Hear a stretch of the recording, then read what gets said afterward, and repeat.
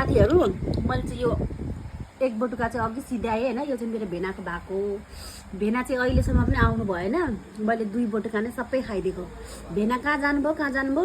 एक बटुकाले त म त यहाँ आएपछि कहिले आउँदिनँ। 2 बटुका अझै ताल पऱ्यो भने 4 बटुका पनि सकिनु सक्छ। 1 बटुका अघि फिनिस्ड। अब यो स्टार्ट गरिरहेको छु। अब यो सकेपछि फेरि पनि माग्छु म। यहाँ आएर त म 4 बटुका खाँदा हुन्छ जहिले पनि।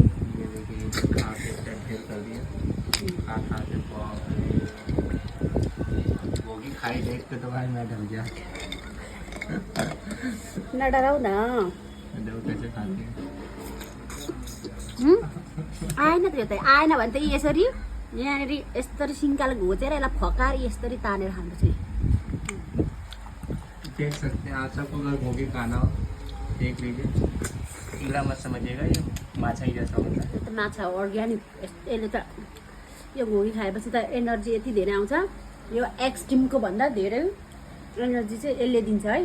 कृपया साथीहरू मलाई चाहिँ सम्पर्क गर्नु होला। तपाईँहरूलाई यस्तो अर्ग्यानिक चिज खानु मनपर्छ भने चाहिँ।